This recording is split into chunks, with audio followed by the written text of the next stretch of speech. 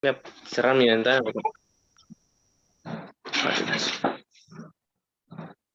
Bueno, la idea es que ustedes en estas clases de consulta, valga la redundancia, nos consulten de cuestiones específicas, de algún tema que, bueno, les cueste articular o alguna cuestión que necesiten.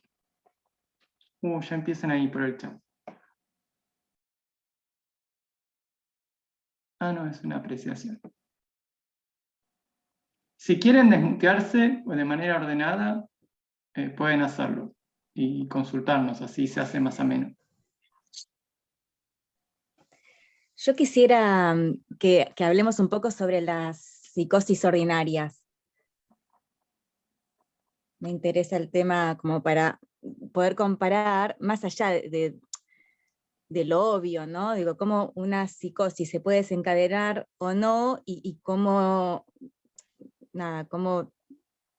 funciona esto en la psicosis ordinaria, que a veces ni se nota que es una psicosis. Claro, complejo. Psicosis ordinaria es un término acuñado por Jacques Alain Miller.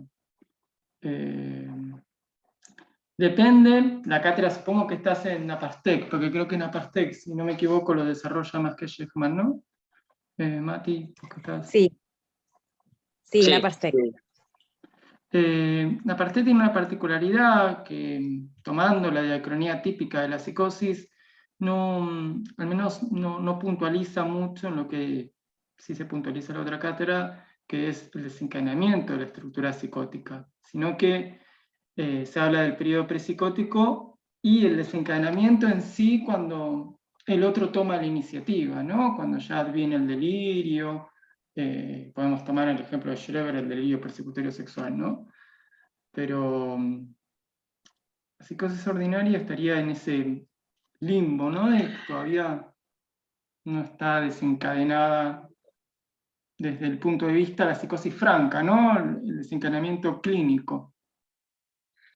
yo pensaría que la psicosis ordinaria, a ver, hay una cuestión acá. ¿Por qué hablamos de psicosis ordinarias y extraordinarias, ¿no?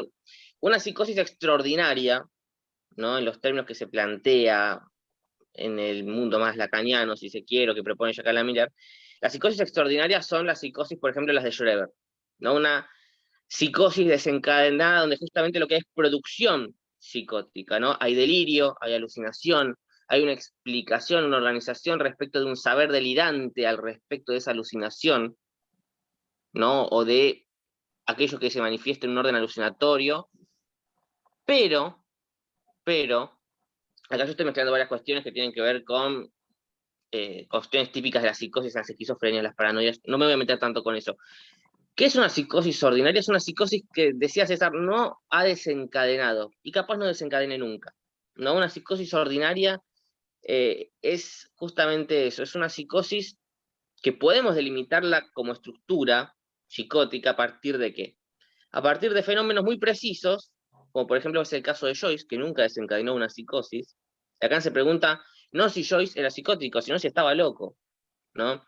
Entonces, ¿a qué me refiero con esto? Nosotros tenemos una noción bastante particular que es la del fenómeno elemental, ¿no? El fenómeno elemental, como en la psicosis, por ejemplo, ¿cuál es? El retorno del significante en lo real, ¿no?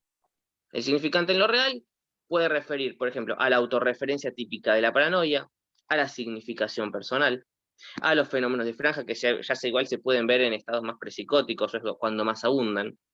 Pero aún así, nos encontramos con fenómenos elementales dentro de las psicosis no desencadenadas, ¿no? La psicosis es una estructura, ¿no? Entonces, si yo puedo juzgar esa estructura previamente a cualquier tipo de manifestación en el orden de una psicopatología más evidente, aunque la psicopatología, como nos enseñó Freud, es parte de la vida cotidiana, puedo hablar de una psicosis ordinaria, un amigo hablaba de psicosis más tribuneras, por ejemplo. Ahora bien, es un invento esto de Jacques Alain Miller y todo el grupo de lacanianos que se juntaron en ese momento, creo que fue en el 98, y apareció este término. No, no. El problema de la locura, de la psicosis ordinaria, o la locura normalizada, como piensan algunos psiquiatras, está desde el inicio de la psiquiatría misma. ¿Por qué?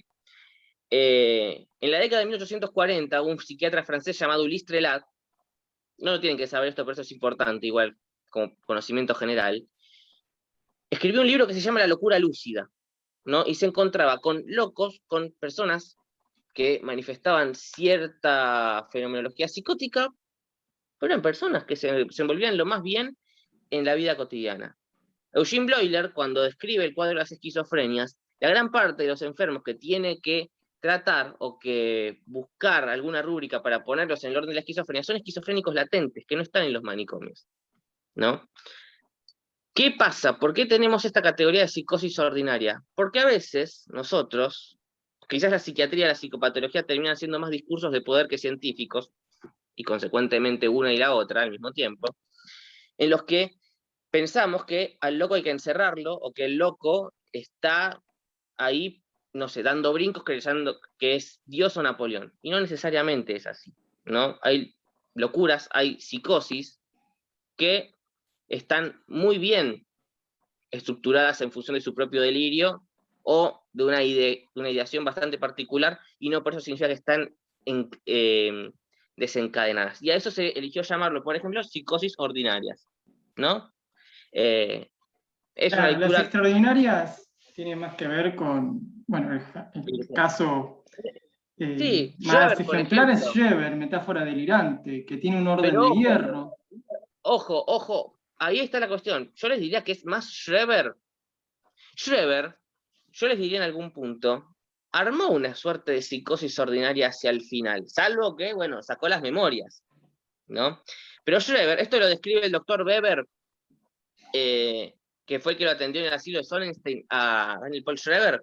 Él decía que cuando apareció el papel redentor, ¿no? O esta ideación al respecto de su papel en función de la figura de Dios o los dioses a los cuales él estaba relacionado y que debía repoblar el mundo de Schreberitos porque el mundo en realidad había quedado subsumido en una catástrofe y todo con lo que él se encontraba eran hombres más o menos hechos de apuro. Cuando Schreber estabiliza eso en función de esa metáfora delirante, no la anda comentando con todo el mundo.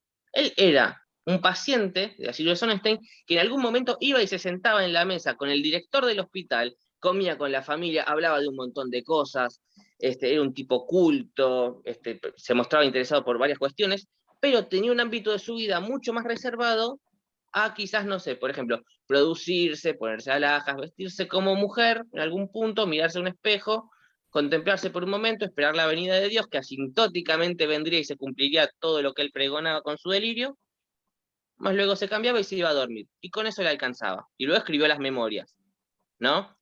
Y eso quedó relegado a un punto muy particular de su vida. No estaba totalmente enloquecido como si cuando entró al asilo de Leipzig y pensaba que Flexig lo iba a enmascular con un conjunto de otros hombres para gozar de él y luego dejarlos hacer, ¿no? Hay un momento bastante particular donde hay una producción psicótica totalmente desorganizada, pero esto logra, en el caso de Schreber, empezar a sostenerse en la vida de algo un poco más compatible con la vida, por más delirante que sea, no importa, lo terminaba apaciguando, ¿no? ¿Se entiende lo que estoy diciendo? No digo que Schreber era una psicosis ordinaria, no. Desencadenó una psicosis con una producción impresionante. Pero sí hay puntos en los que, incluso en la psicosis ya desencadenada, todo puede llegar a tender, en el mejor de los casos, a una estabilización. En el caso de Schreber, la metáfora delirante, con el papel redentor, el delirio persecutorio, se arma toda esta idea de ser la mujer de Dios y tiene que dar testimonio de eso, como lo hace a través de sus memorias. Bien. Upa. El chat viene, bueno, vamos Viene viendo. candente, ¿eh? Uy, bueno. Vos, César, andá agarrando. Yo, perdón, porque me embalo, justo están hablando de psicosis, que es lo que más me gusta. Sí, sí, sí. A mí también, ¿sabes que sí? Me pasa lo Es que mismo. es buenísimo lo de la psicosis, a mí también, me encanta. Y para seguir ampliando un poco, esto de la genialidad del cuerpo, ¿no? En la psicosis, comparado con, por ejemplo, el caso Juanito, que también hay algo ahí de algo que se le presenta como ajeno, ¿no? Con su pene.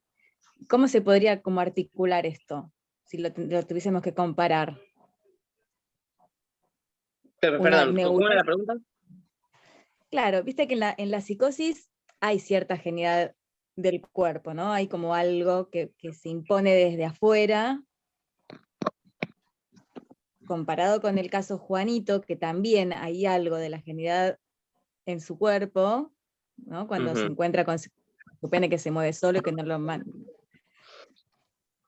¿Cómo podríamos articular esto? Bien, yo ahí lo que les diría es lo siguiente. Yo no sé, creo que en la cátedra de Fabián Sheckman no, pero en la parte creo que sí tiene el texto de Freud, el capítulo 7 de lo inconsciente. En la psicosis, sobre todo quizás más en cuadros como la esquizofrenia, por ejemplo, donde el cuerpo está más tomado, puede estar más tomado, todos esos fenómenos, en primera instancia, quizás no tienen ninguna significación en particular, ¿no? Pero no falta mucho tiempo como para que a eso se le empiece a adosar un carácter ideico bastante particular, en lo cual eso queda relegado a un otro malvado, si se quiere, que ha tomado la iniciativa sobre el sujeto, por ejemplo, ¿no? Hay una cuestión bastante particular, y es que vamos a pensar de la siguiente manera, y acá voy a ampliar un poco la cuestión. El retorno, en los términos del goce del cuerpo, es en el autoerotismo en ambos casos, ¿no?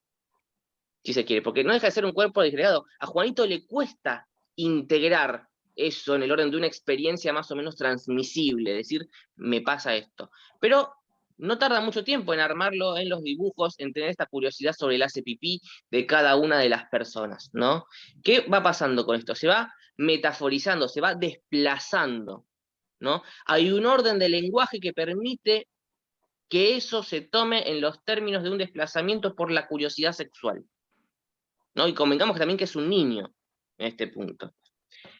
En el esquizofrénico, en el psicótico, en la persona cuyo cuerpo empieza a ser sede de una serie de fenómenos bastante particulares que no puede reintegrar en los términos de una experiencia propia, por lo general se lo termina relegando al campo de un otro malvado que toma la iniciativa. En el caso de Schreber, Flechsig, por ejemplo. Flechsig y todos los hombres y enfermeros que estaban cerca de él que decían, tomarán mi cuerpo para volverme una mujerzuela, gozar de mí y dejarme yacer, ¿no? Más luego me he enterado que estaba Dios atrás de esto y bla, bla, bla, aparece el Redentor, ¿no?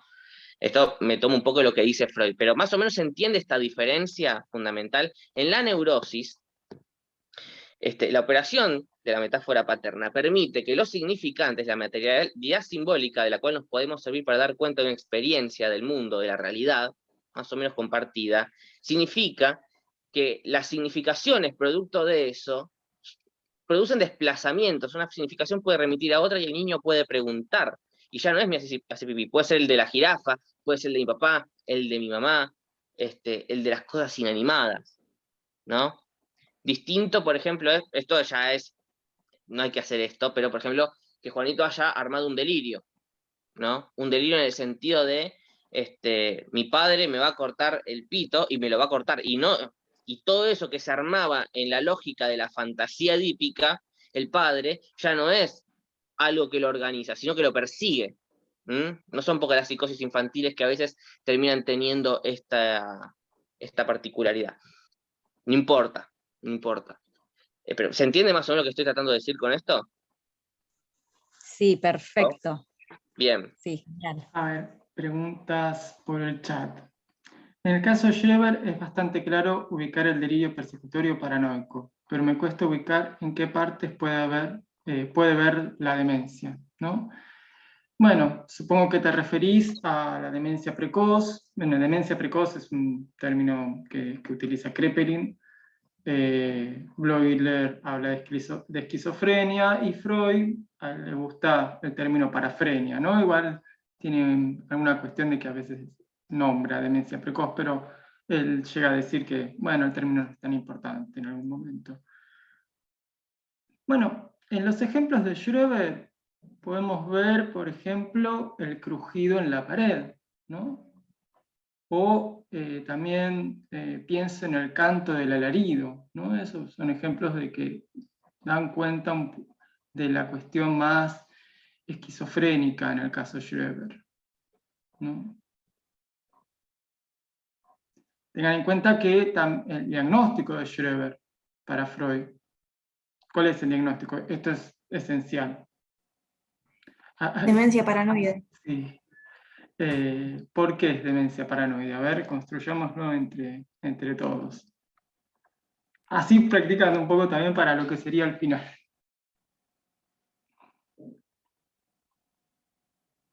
En el parcial Porque hay seguramente les habrán preguntado. Se fragmenta el cuerpo y también por esto de la fijación, ¿no? Lo paranoico. Sí, hay regresión tanto en el autoerotismo como en el narcisismo, en Schreber.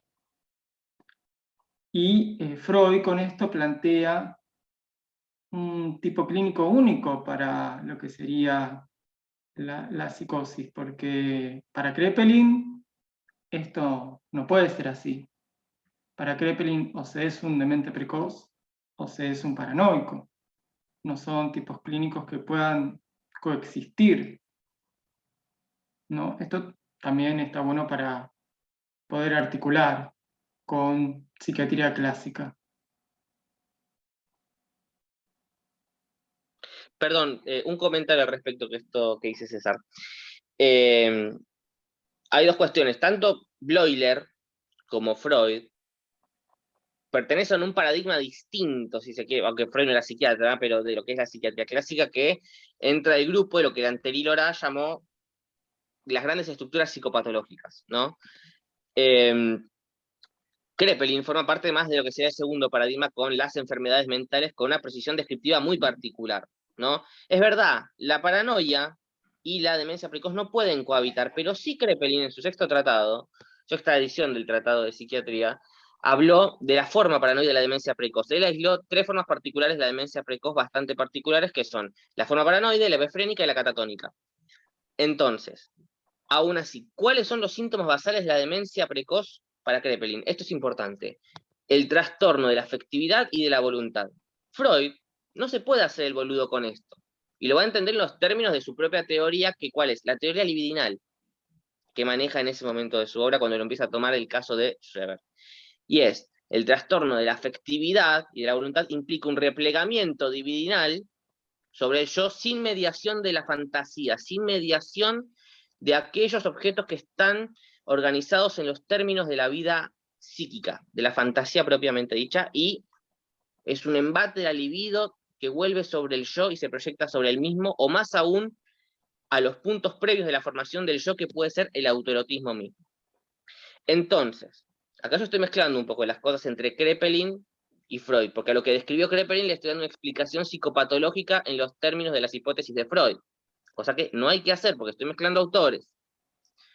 Pero, si uno entiende eso, vamos a pensar que en Schreber, por ejemplo, aquello que podemos ubicar en el trastorno de la afectividad y de la voluntad está en el punto de este martirizador insomnio que lo empieza a tomar a él luego de empezar a ejercer sus funciones como juez de la Suprema Corte, de Apelaciones de Dresde o Leipzig, no me acuerdo de la ciudad. Luego es trasladado a la clínica de Leipzig y ahí empieza con todos estos fenómenos psicóticos tan particulares, escuchar los crujidos en las paredes, estos fenómenos alucinatorios bastante particulares y discretos, las ilusiones visuales y auditivas, ¿no? Todos estos fenómenos de franja que empiezan a aparecer, fenómenos de franja ya me estoy adelantando un poco con Lacan, pero aparecen todas esta serie de experiencias que no tienen nada que ver con un delirio, ¿no? Tienen más que ver con un estado inicial de la demencia precoz, al cual luego se le va a sobreagregar un delirio, ¿no? Quien teoriza un poco bastante sobre esto, que son las experiencias del sujeto psicótico, en función de todos estos fenómenos que le empiezan a pasar, fue Gaëtan de Clerambault, ¿no? El maestro de Lacan. Que él no habló de esquizofrenia, pero habló de tipos clínicos muy específicos, como eran el pequeño y el gran automatismo mental.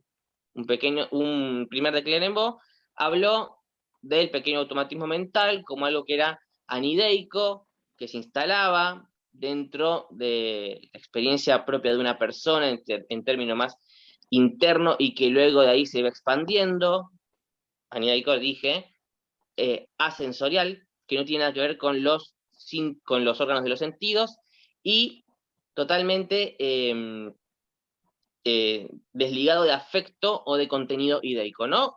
Cosas que tienen que ver con pensamientos, o algo en el orden del pensamiento que se establece a partir de ahí, que no es dominado por el sujeto o por ellos, sino que se impone. Y en la medida en que eso, en su carácter más anideico, empieza a tener esta pregnancia cada vez más, más presente en la vida de la persona, se empieza a armar ideas al respecto. ¿Qué me pasa? ¿Qué es esto? Incluso la persona no sabe lo que le pasa al principio y luego, ¡pum!, aparece una formación delirante que se le sobreagrega, ¿no? Esto es el primer de Clerenbaugh, para quien el delirio era una respuesta de la personalidad sana sobre esta serie de fenómenos que eran el automatismo mental, que luego, bueno, desembocaban en informaciones delirantes más particulares, más explicativas. Después de que Clerenbaugh se va a desdecir de esto y va a decir que no, que el delirio mismo responde a la lógica del automatismo mental, porque la base del delirio está en la autorreferencia. Lacan, en el seminario 3, lo que va a decir, contrariando también al primer de Clerenbaugh, es que el delirio no es deducido, a saber, no se deduce, no se hipotetiza sobre una serie de experiencias cuasi alucinatorias, como eran el automatismo mental, ¿no? Es un fenómeno elemental en sí mismo, dice Lacan. Fíjense cómo yo partí desde Freud, me fui para Kraepelin, me fui de vuelta con Bleuler con la esquizofrenia, y en función de esto estoy haciendo una explicación de los mismos fenómenos de un caso que es Schreber a partir de distintos autores. ¿Se entiende lo que estoy haciendo? ¿Vos me estás siguiendo, César? Sí. Sí. Bien. Eso es importante. Pues, o sea, está bueno fíjense articular eso. todo el seguimiento que voy haciendo, ¿no? ¿Por qué?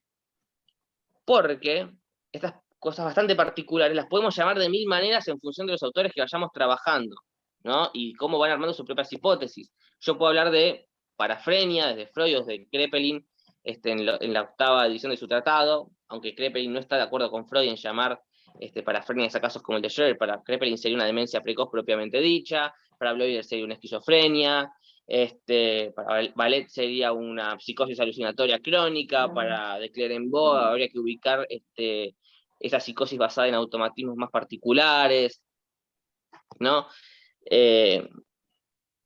Hay que ser riguroso también desde qué autor se está hablando. ¿Se entiende lo que digo? Bien. Bueno, a ver qué más preguntas hay.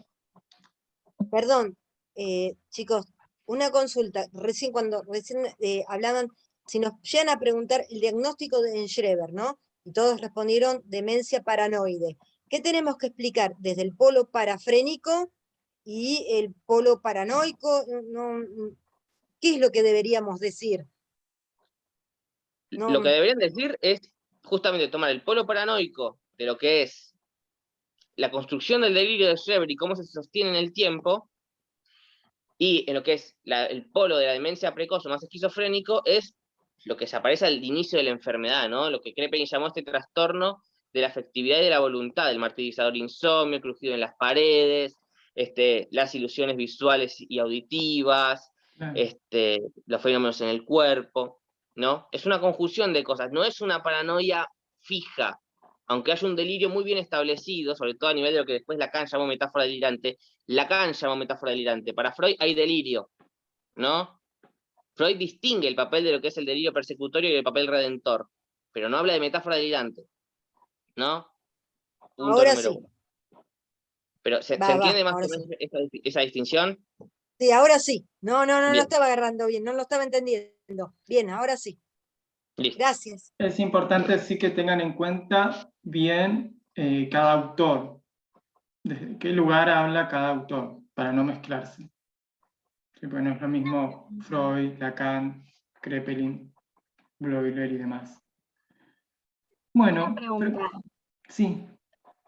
¿Cómo distingo o sea, ¿cómo justifico la distinción entre una psicosis paranoica y una psicosis esquizofrénica? Como, no sé, en Schreber está, bueno, por más de que sea demencia paranoide, está involucrado la fragmentación del cuerpo, pero también hay todo un delirio paranoico. Claro, O sea, pero no en sé cómo Schreber distinguirlo en están los otros dos casos. polos. Por eso Freud denomina a ese caso como demencia paranoide. Y el Porque insomnio, tenés tanto la cuestión de la producción del delirio, ¿sí? De los dos polos, bueno, las dos caras del delirio que Freud establece, el delirio persecutorio sexual y luego el delirio religioso de grandeza, pero también tenés estadios previos a eso, ¿sí? Estadios iniciales, en los cuales hay estos fenómenos corporales, ¿sí? Este crujido de la pared, bueno, desde Lacan vamos a decir que son los fenómenos elementales, ¿no? Que obviamente los fenómenos elementales, y esto es importante, no se reducen al periodo prepsicótico.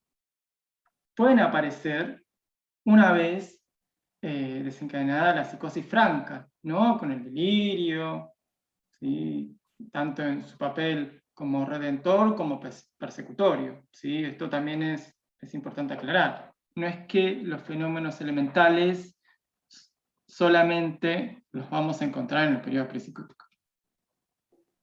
¿y el insomnio forma parte de esa fragmentación de cuerpo o no? Sí, No. lo que más forma parte Bueno, en sí más que el insomnio, yo ubicaría como importante ese crujido de la pared, esas sensaciones corporales, ¿sí? Esas cuestiones de fragmentación del cuerpo. yo creo que no Insomnio, solo con el cuerpo es lo que se fragmenta, sino también la realidad. El claro. campo de la realidad también para Schreber es algo que ha quedado completamente en disputa. Acá me voy a poner un poco más lacaniano. Salgamos un poco del terreno freudiano en la psiquiatría clásica y empecemos a delimitar lo que es la diacronía de la psicosis, ¿no? En la sincronía, para Lacan ya sabemos, función del significante del nombre del padre y todas las consecuencias clínicas que tiene eso. Después, si quieren, las retomamos. Pero en principio voy a tomarme la pregunta que hacían, y es, distinción entre psicosis paranoica y psicosis esquizofrénica, ¿no? Donde comenta César, hay una fragmentación más particular del campo de la realidad y del cuerpo, de la afectividad, de los afectos, de las representaciones, etc., ¿no? Tomando la idea de Bleuler, ¿no? ¿Qué es la esquizofrenia? Justamente, la esquicia significa justamente la división de la vida psíquica, si se quiere, la escisión de la vida anímica. Para Bleuler ese es el mecanismo fundamental de la esquizofrenia, la escisión de la vida psíquica. No en los términos que armaba Freud de un Conflicto de un aparato claro. psíquico, ¿no? Entonces, la paranoia para Kraepelin, que distingue la paranoia de una definición tan elegante, tan fina, tan rigurosa, que en un momento en el que el 60-70% de los enfermos eran paranoicos, bueno, con la definición de Kraepelin y el rigor que puso sobre la misma, bajaron al 15 al 10%, por dar un número, ¿no? Entonces, ¿qué dice Kraepelin en la sexta edición de su tratado? Kraepelin dice que la paranoia implica, uno, un trastorno del juicio, ¿no? Dos, la conservación de las facultades mentales más generales, no como la demencia precoz en las que estas van en detrimento, y habla de la construcción sostenida de un sistema delirante, ¿no? Que se mantiene en el tiempo y que aparece como imposible de quebrantar, ¿no? A saber, ahí ya tenemos la definición de un sistema delirante, simplemente delirante. Hay un núcleo delirante a partir del cual el paranoico interpreta el mundo a partir de su delirio, ¿no? Hay un trastorno a nivel del juicio. Y la característica particular que tiene el delirio paranoico, porque puede haber delirios que no sean paranoicos, que Y ahí es donde hay que hacer una diferenciación particular, donde mucha gente piensa que son lo mismo y en realidad del original alemán no lo son, que es la significación personal y la autorreferencia. La significación personal propia de la psicosis implica que el psicótico puede tomar una lengua privada para referirse a las cosas de una manera más incluso neológica, como pensaba Lacan, o atribuirles un significado más corrido de lo que podemos llamar sentido común. La autorreferencia es cuando toma el sujeto, ¿no? El sujeto replegado en su propio yo, en el punto en que el yo y el sujeto se confunden, y aparece esto, ¿no? El delirio persecutorio, erotómano, aunque ya de por sí el delirio erotómano es darle cierto contenido más erótico a la persecución, ¿no? Me persigue porque me ama, por así decirlo. Entonces, la paranoia propiamente dicha, la paranoia pura, implica un trastorno del juicio que no necesariamente implica al mismo tiempo un detrimento de las facultades mentales, un trastorno de la afectividad y la voluntad, como si lo tiene la demencia precoz. No implica el retrotraimiento libidinal que pensaba Freud, al narcisismo, si se quiere, o al autoerotismo, perdón, al narcisismo sí, al autoerotismo no, o incluso lo que pensaba Bleuler, ¿no? Bleuler podía llegar a pensar que el autismo, ¿no? Como una de las partes de la tríada sintomática de la esquizofrenia, también se podía leer en los términos de este replegamiento libidinal, pero en los términos de una retracción libidinal más en el orden del trastorno de la afectividad. Entonces, yo sé, son varios autores. ¿Con qué nos quedamos de esto? Es que para distinguir la psicosis más esquizofrénica, como dice César, los fenómenos en el cuerpo, el trastorno de la afectividad y la voluntad que comentaba Kraepelin, la tríada sintomática de la esquizofrenia, de Bleuler, el retorno de la libido al autoerotismo, de Freud, y para la paranoia lo que vamos a tener es la autorreferencia, el sistema delirante imposible de quebrantar a partir del cual el sujeto entiende el mundo, incluso sus propios recuerdos, pero, si nos ponemos más con Lacan, todo esto va a remitir al retorno de un significante en lo real, ¿no? Es algo que no dialectiza, no hace cadena, del delirio, no de la metáfora delirante, del delirio. La metáfora delirante implica una articulación de un S1 con un S2, no en los términos de la castración, de una significación que pueda remitir a otra, pero... Claro, pero implica agarro... una producción subjetiva. Exactamente, exactamente. ¿Se entiende más o menos la diferencia ahí? Sí, mucho mejor, gracias. Por nada. Bueno, están preguntando el lugar del padre tanto en la histeria como en la neurosis obsesiva. Upa. Obviamente, supongo que desde Lacan, ¿no? Bueno, en la histeria podemos ubicar como en Lacan la armadura del amor al padre como aquello que sostiene la estabilidad histérica, ¿no? Esa armadura, que eso lo dice en el seminario 24, si no me equivoco, ¿no?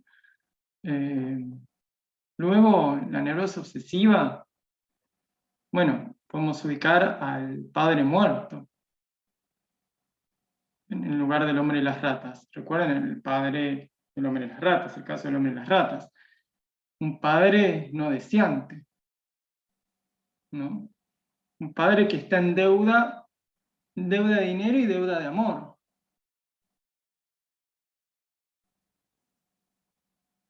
Así que esto, bueno, está muy ligado a el significante rat. Acuérdense, por favor, el significante rat,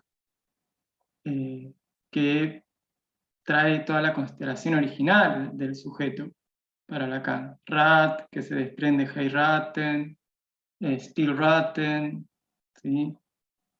Todas esas cuestiones son importantes. Incluso Freud lo toma, obviamente no va a hablar de significante.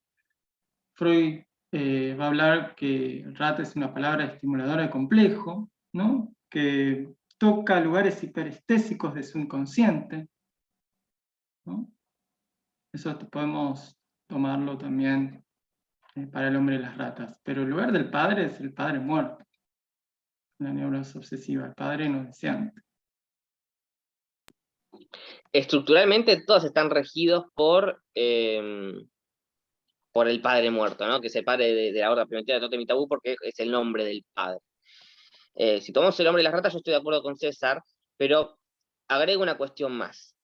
La relación del sujeto, al menos en el caso del hombre y las ratas, para con el padre, de su biografía, ese padre imaginario, si se quiere, es una identificación, ¿no? El hombre está completamente identificado a este rasgo del otro, del padre, si se quiere, que es justamente la deuda de amor, la deuda con el teniente primero A sobre los Quevedos respecto de la deuda que el padre tenía con un compañero de juego en el servicio militar, bueno, la deuda de amor al nivel de lo que es la dama rica y la dama pobre, etcétera, ¿no? En el caso de lo que dice acá en la pregunta, ¿sería un padre impotente para Freud? No, más que nada para Freud, porque, bueno, un hombre con recursos, un hombre sin recursos, Sí, recuerden también que la histérica, o el sujeto histérico también, va a apuntar a volverse en sí mismo el agente de la barradura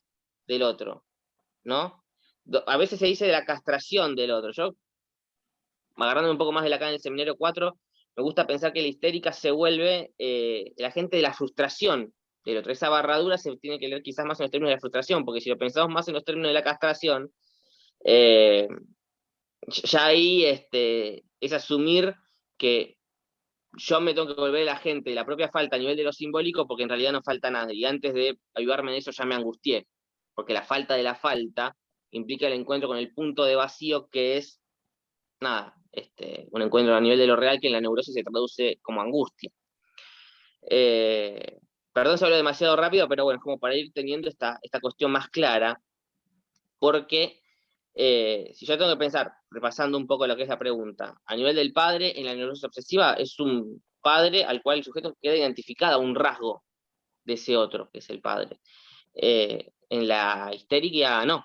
En la histeria es más un padre impotente, como lo ve Dora a su padre, que bueno, Lacan justamente habla de esta idea de que es un hombre impotente, y al ser impotente, Freud se equivoca. No es la señora acá la que chupa, es el padre, ¿no? La que se ve rebagado a eso, y justamente la identificación, ahí va un padre impotente, a partir del cual aparece la pregunta, la identificación histérica y otras cuestiones que, bueno, no estaban en la pregunta. Sepan también que en la histeria, una de las cuestiones es que deja al otro impotente, ¿no? Dora, mucho de esto lo vemos con Freud, ¿no?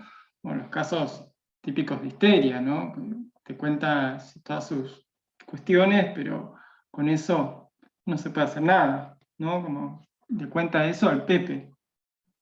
Y también en la histeria lo que sucede es que se posiciona desde el lugar hombre. ¿No? Esto también es importante. Sí, a ver, el lugar hombre, es como que para Lacan, o si hablemos de lo que son las fórmulas de la sexuación, la histérica se posiciona en el lado macho, hombre o masculino, como quiera llamársele, de las fórmulas de la sexuación. Claro. ¿Por qué? Porque es a partir de ahí que puede sostener la identificación viril, de la cual Lacan tomaba el seminario 3, fíjense todo el pasaje que hacemos del seminario 20 al seminario 3, para justamente responderse a la pregunta ¿qué es una mujer? ¿No? O qué pregunta hay al respecto de lo femenino, podemos decir más con una visión más actual, al respecto de la cual la mujer quedó relegada por su lugar en la cultura, ¿no? Entonces, ¿qué hace Dora? Se identifica, señor K, para poder abordar el objeto de su pregunta, que es la señora K, quien supone que es una mujer completa. Claro, la otra que goza. Pero bueno, la escena del lago, a través de esas palabras que le dice el señor K, sabes que no significa, que mi mujer no significa nada, ella lo cachetea, bueno, ahí ya se produce un cierto quiebre. Sí, porque esa identificación no le sirve. Claro. Si a él no le significa nada a la mujer, es como... No es que caiga la identificación, es que se vuelve inútil. Exactamente. acá hay una pregunta bastante interesante, dice, ¿cómo definimos y ejemplificamos las formaciones reactivas en la neurosis obsesiva? Formaciones reactivas. ¿Vos te acordás, César? Formaciones reactivas. Bueno, también desde Freud, no sé si lo dice estrictamente así, pero se me viene la cuestión de la biescisión en su interior, ¿no? Con el poner y sacar la piedra. Mm. También Pará. el amor al padre, no el amor tan intenso en la conciencia que da cuenta de un odio en el inconsciente de la misma magnitud. Sí. ¿No? Bueno, con la dama de sus pensamientos pasa lo mismo, ¿no? Con esta cuestión de poner, sacar la piedra. Sí, ahí va, ahí ya retomé. Claro, formaciones reactivas. A ver, piensen que en la neurosis obsesiva, sobre todo siguiendo la trayectoria típica, que es la que Freud trabaja en las nuevas puntualizaciones, sí, ahí va, son los memoriales, ideas obsesivas, pero no son las ideas obsesivas en los términos de aquello que vuelve necesariamente como el afecto reproche en sí mismo, sino que es lo que aparece como síntomas de la defensa secundaria. Piensen más que nada en este acto de cavilar que comenta Freud al respecto, ¿no? Del sobrepensamiento y de la pregnancia de la actividad del pensar por sobre el actuar, por ejemplo. Y si son actos son meramente irrelevantes en los términos de rituales, como comentan acá, como pues el caso de pongo la piedra, saco la piedra, ¿no? Es una formación bastante delirante en algún punto, ¿no? No estoy hablando de psicosis. Claro. Estoy hablando de psicosis. Pero son formaciones reactivas que mantienen a raya este orden de afecto-reproche que vendría a expresarse en lo que serían los síntomas del retorno de lo reprimido, ¿no? Una cosa es el reproche como síntoma del retorno de lo reprimido, y luego todo este acto de cavilar, las formaciones reactivas en los términos de rituales obsesivos, como síntomas de la defensa secundaria. Y síntomas de la defensa primaria, que son los que mantienen la salud aparente. Recuerden eso. A ver. Ya me estoy perdiendo en el chat. No, muchas preguntas, Uf. La regresión sería la primera defensa y la formación reactiva sería una segunda defensa. Regresión como defensa. Hay que ver qué sería la regresión como Supongo primera que se forma de la está defensa. refiriendo a la regresión a la fase sádico-anal, en la neurosis obsesiva.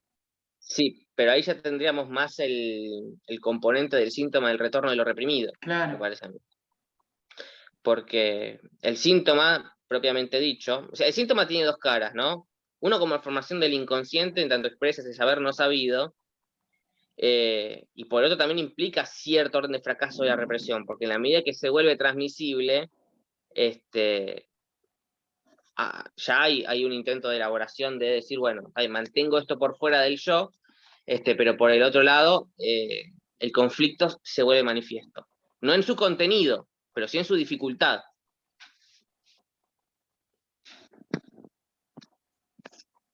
A ver qué otra pregunta. Vamos para arriba. Yo voy para arriba porque las de abajo ya las vi.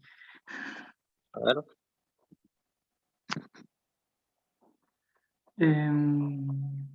¿Qué tendríamos que tener en cuenta para saber de perversiones y fetichismo en Freud y Lacan?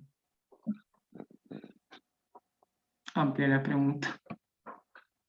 La parcialidad, diría yo, básicamente. Para el fetichismo es eso, es un objeto parcial que cobra la relevancia por sobre un objeto total. Perdón si me pongo medio kleiniano, pero es eso. O sea, el fetichismo implica la pregnancia de un objeto en particular a partir del cual el sujeto, la persona, arma todo su ceremonial en los términos de su sexualidad, por ejemplo, ¿no? Y el papel del fetiche, que es el monumento de la castración. Y sí. Que viene Sí. a taponar de alguna manera esa castración de la madre.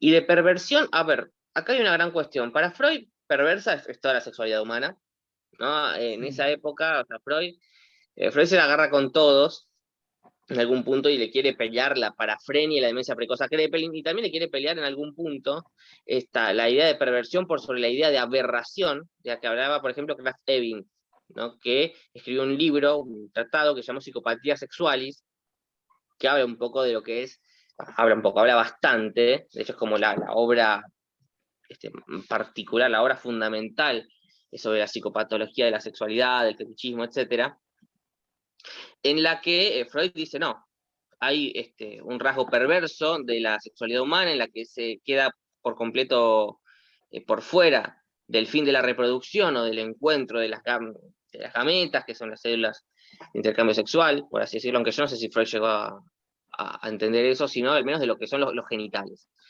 ¿no? O sea, el ser humano le importa más que nada lo que es obtener el placer de órgano. Y ya en esta estructuración autoerótica, no solamente se encuentra con qué es eso, sino que le vale cualquier objeto para satisfacerse. ¿Recuerdan el carácter particular que tiene el objeto como carácter de la pulsión? Como elemento de la pulsión, que puede ser cualquiera, no es un objeto predefinido.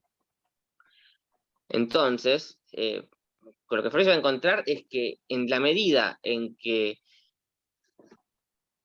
la pulsión sexual puede desviarse de su meta, que es, por ejemplo, la reproducción en los términos de la autoconservación de la especie, y de su objeto, que puede ser una persona del otro sexo o un genital del otro sexo.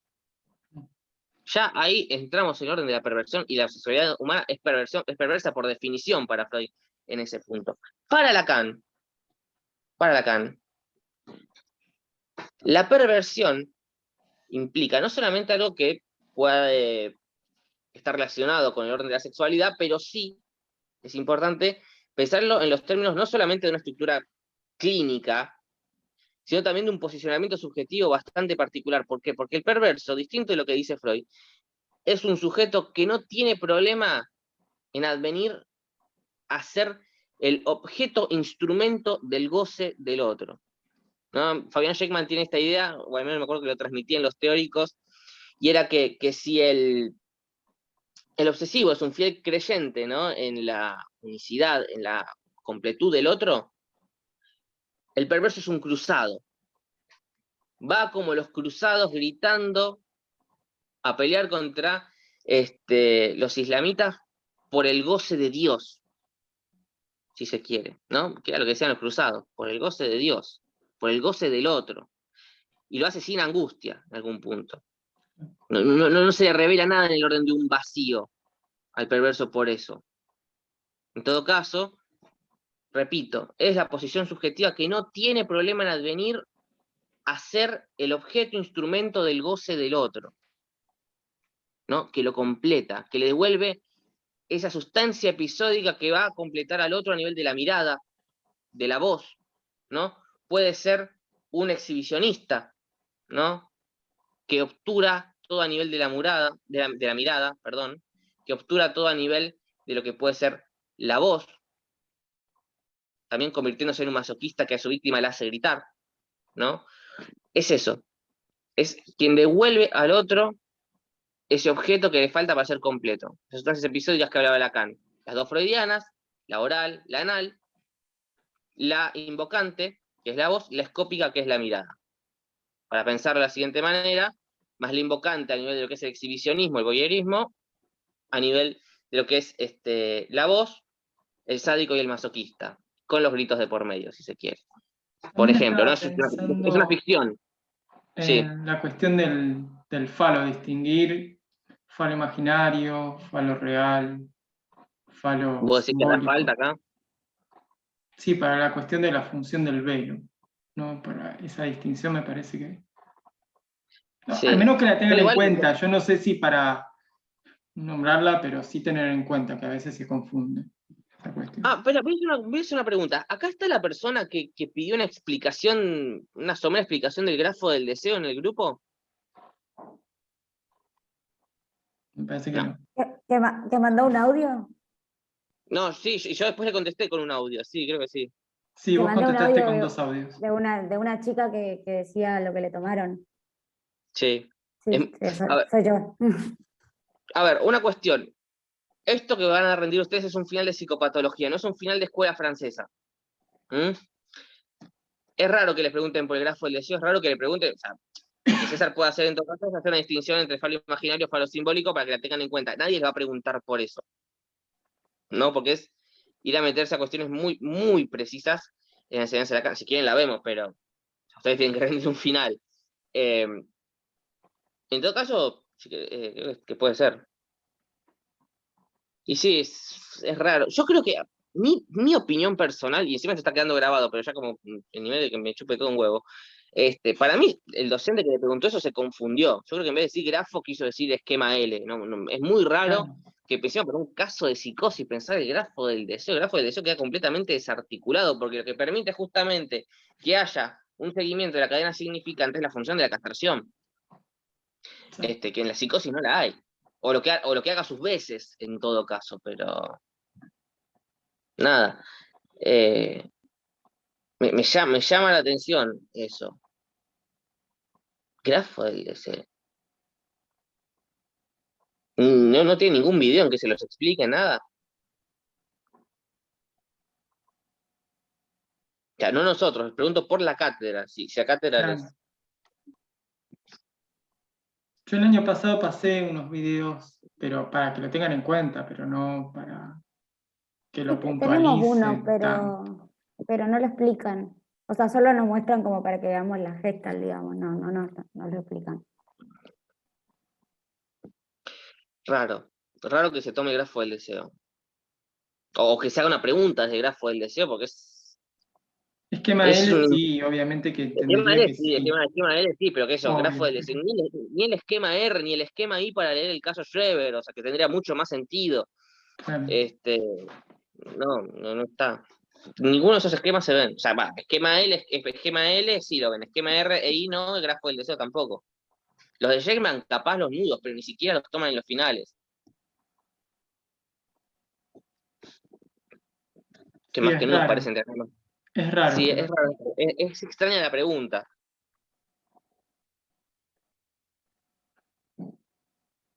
El mecanismo de defensa en la neurosis.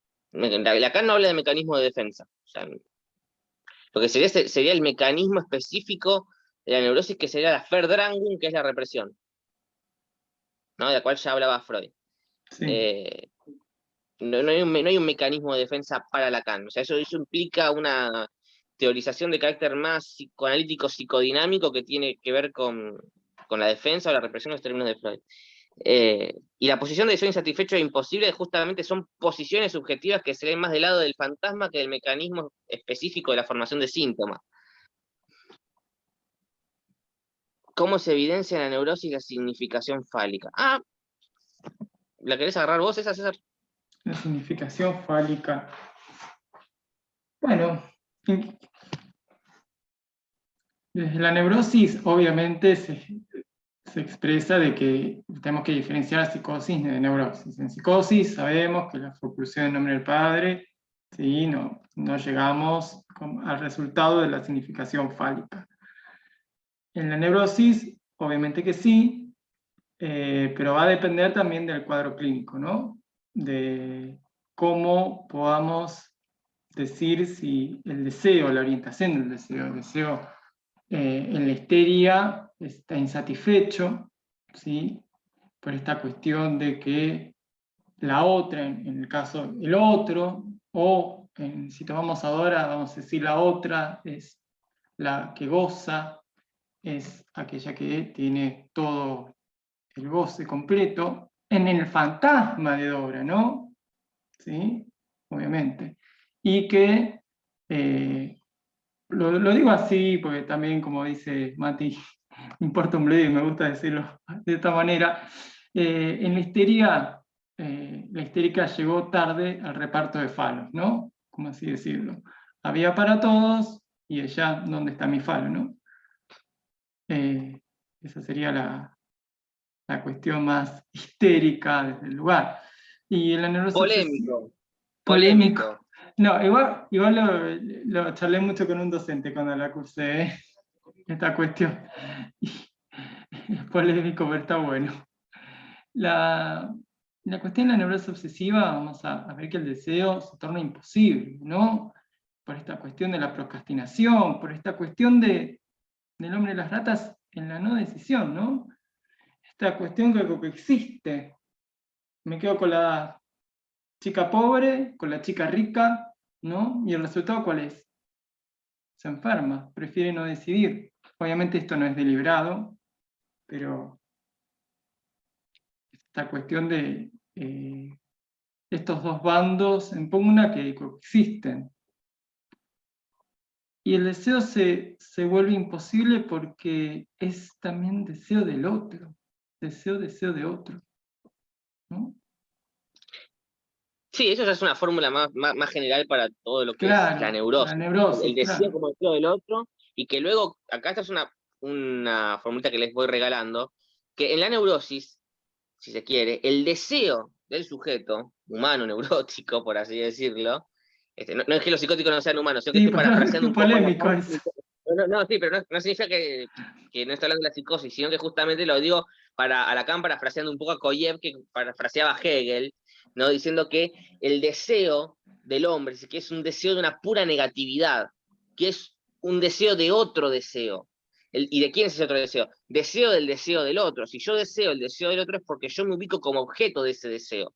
Advenir a ser objeto de ese deseo que me quiere un otro, que no sé qué carajo es, y por lo tanto tengo algo que puede vehiculizar mi propio deseo, que es el deseo del otro, y por lo tanto, en tanto devengo objeto, es no saber un cuerno de qué carajo termino siendo yo para el otro, o cómo el otro puede gozar de mí. Claro, el Y otro ahí, goza. ¿qué hace el sujeto neurótico? En la formación de la histérica, rebaja ese deseo de hacer de deseo del otro a ser deseo de un deseo insatisfecho del otro.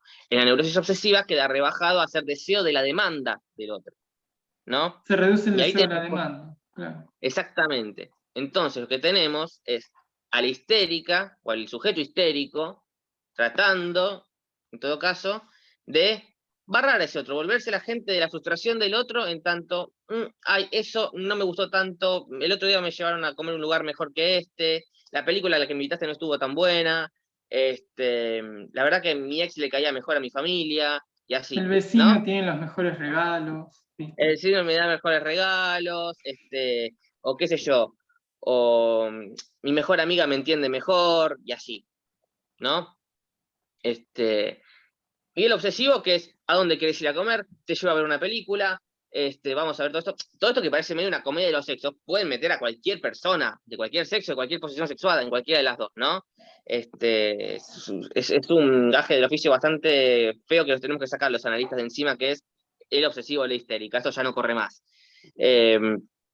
Pero es importante tener en cuenta esto, cómo las formas del deseo dan cuenta también de un posicionamiento que tiene que ver con el obsesivo que rebaja el deseo del otro, al que apunta a ser la demanda del otro, y la histérica que apunta a rebajar ese deseo del otro a un deseo insatisfecho, volviéndose ella el agente de esa insatisfacción, ella o él, perdón. Por último, quiero tomar la pregunta que estaba acá, porque si bien César la respondió, me gustaría esta idea de cómo se evidencia en la neurosis obsesiva la significación fálica. Yo les diría básicamente, en la medida en que distinguimos un síntoma, ¿no? Un síntoma como formación del inconsciente, un lapsus, un acto fallido, estamos en orden de la significación fálica. ¿Por qué? Porque son metafóricas. La significación fálica implica que una significación puede remitir a otra significación.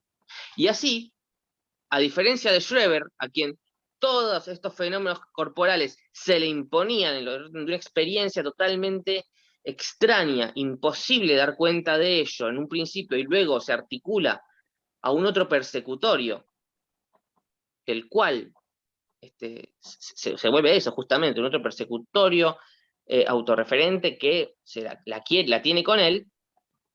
Por ejemplo, hacer un niño como Juanito, que tiene experiencia en sus genitales bastante extraña por momentos, pero que lo articula por la vía de la curiosidad, y ya no es simplemente mi pene. Puede ser el hace pipí de la jirafa, de mi papá, de mi mamá, aparece la curiosidad sexual. Toda aquella curiosidad que se establece al respecto de lo propio puede ser trasladable al campo del otro sin que el otro devenga persecutorio. Porque acá el campo del otro es un campo donde los significantes copulan y yo puedo ir a buscar las respuestas al otro sin que el otro se me venga encima. No significa que en la neurosis no pase. Pero, en la primera instancia, lo que yo diría es que esos mecanismos tan particulares que aisló Freud, que son la condensación y el desplazamiento, que Lacan luego lo termina leyendo en términos más lingüísticos, que son la metáfora y la metonimia, es lo que evidencia la transacción de una idea o conjunto de palabras o de frases a otras. Y si yo le digo a una persona, como dice Lacan en el seminario 1, sol de mi corazón, no significa que yo tenga una estrella en mi corazón que me va a convertir en un agujero negro humano. No. Significa que estoy familiarizado con la idea de que el sol es algo que me da vida, que me mantiene, no sé, a una temperatura normal, que me es agradable, que el corazón remite a cuestiones relacionadas al amor, al pensamiento. Fíjense que todas esas explicaciones que estoy dando es tan ridículo como explicar un chiste. ¿Por qué? Porque hay un contenido atrás de eso que es metafórico, ¿no? Y yo no estoy hablando de astronomía y anatomía cuando digo sol de mi corazón. Estoy hablando de poesía. ¿Se entiende lo que digo? ¿Por qué? Porque hay una distinción entre la palabra y la cosa a la que remite. En la psicosis no. En la psicosis muchas veces las palabras son cosas, como dice Freud en el capítulo 7 de lo inconsciente. ¿No? ¿Se entiende ahí más o menos la diferencia? Además de que la significación fálica, esto de que vivifica al sujeto, ¿sí? Le da un sentido común, que en la psicosis, al no llegar a ese resultado de significación fálica, hay un sentido para sí, hay una autorreferencia, sí le concierne al sujeto.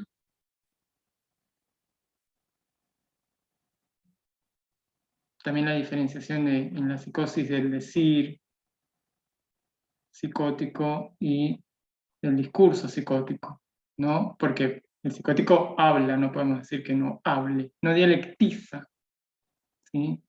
No se arma una cadena, ¿sí? No hay S1, S2, retroacción, S1, S2, retroacción. No hay una novela detrás, una novela edípica, como si en la neurosis.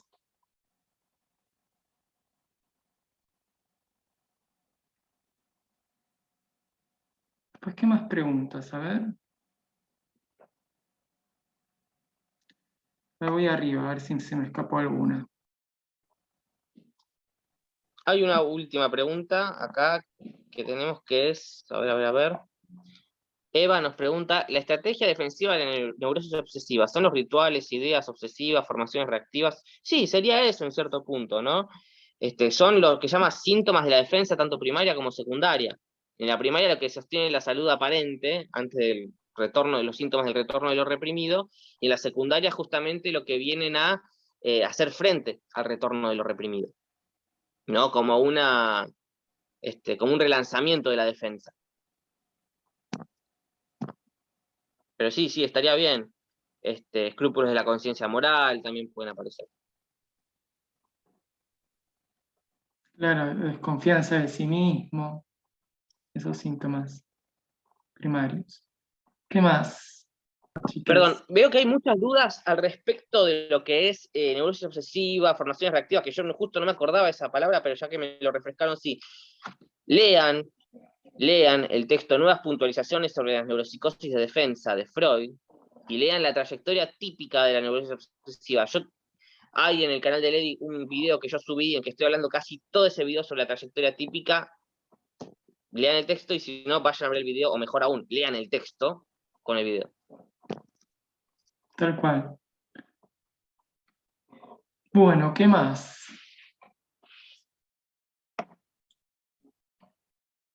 Hay preguntas como que, no sé si vos se los dijiste, pero hay preguntas como que son claves y no pueden no responder. Schreber, por ejemplo, es el corazón del programa.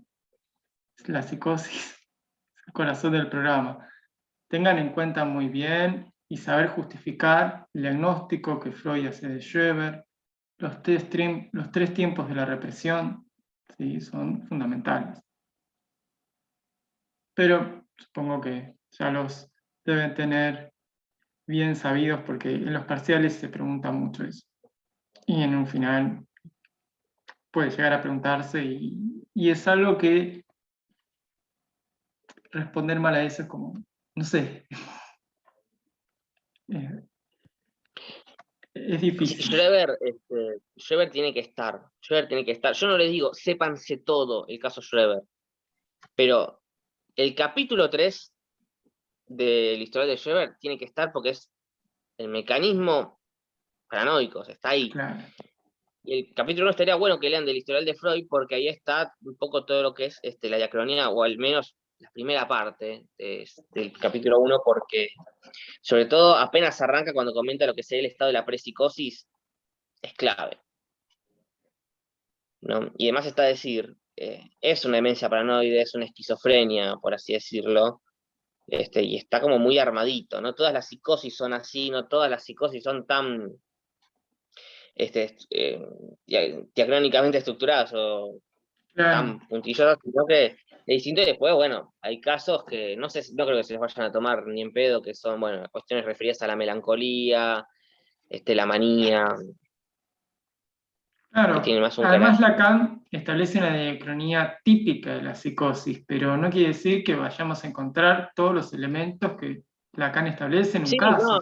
Eso lo y ni vieron en siquiera, los parciales y en los casos del libro de la cátedra, ¿no? sí, y ni siquiera es Lacan, o sea, es una construcción que armamos nosotros, donde lo que hay que entender son los puntos de quiebre, que son la coyuntura dramática, el encuentro con un padre en lo real, y la forma de estabilización, si se quiere, o de reanudamiento de la estructura, por la vía más simbólica, la metáfora delirante, las compensaciones imaginarias, por el lado de lo imaginario, y los actos en los términos de lo real, que a veces se lo piensa mucho en los términos de las intervenciones sobre el cuerpo, pero no necesariamente. ¿No? Puede tener que ver con restablecer cierto movimiento, cierto patrón de movimiento que el sujeto lo calme, ¿no? O actuar sobre una cosa específica, cuya cual cosa significación mucho no entendemos, pero vemos que lo apacigua. El registro de lo real no es gratuito, o sea, sirve para dar una explicación de lo que pasa en la experiencia, al menos para el psicoanalista.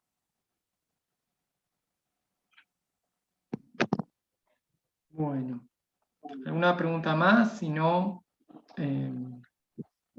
terminamos acá, y obviamente saben que tenemos una clase más para el otro llamado, para quienes se presenten en el tercero, ¿sí? Ya después, bueno, ya receso, vacaciones y todo eso. Sí, la verdad que sí, yo tengo que seguir estudiando, qué fiaca. Pero bueno, esto sí me gusta. Bueno, venite el sábado que viene, te gusta mucho hablar. Sí. Yo estaba en psicoanálisis, yo vine de psicoanálisis a la mañana, imagínate que mi habla ya está. No, si querés déjame a mí, no, porque es mucho, César, no, tranqui. Yo el sábado que viene puedo, sí puedo. Pero está bueno. Cualquier cosa, como saben, estamos en los grupos y, bueno, no en la semana, pues sabemos que en la semana están los finales, no se puede. Sí, yo tengo que rendir, así que no puedo. Y además porque se están dando los finales, no podríamos. Pero sí, el sábado estamos, así que no se preocupen, que seguimos y traigan dudas. Si quieren, también pueden plantearnos alguna cuestión que prepararon. A mí me gusta escuchar a la gente que prepara temas. Está bueno. Sí, eso, pueden traer un tema, Sí. o traer unas dudas específicas de lo que ya Así, tengan pensado dar para el final. Así que bueno, éxitos y sigan estudiando. dale. Cualquier cosa pueden mandar un mensaje al grupo y respondemos en la medida de lo posible. Chicos, una sola pregunta más. Recién que ver. nombraron de los 3 tiempos de la represión, si no les molesta, Sí. se refieren a esto de la fijación, lo de la represión propiamente dicha y el retorno de lo reprimido, a eso, ¿no? ¿Cuándo hablamos de los externos después de la No, represión? yo les dije Recién, que los 3 tiempos de la represión también los tengan en sí, cuenta, que pueden ser Sí, preguntados, y sí. que por Fijación, favor, represión a eso, propiamente ¿no? dicha, reprimido, claro, sí. que no, y que sepan ejemplificar con el caso. En el caso Schreber, por ejemplo.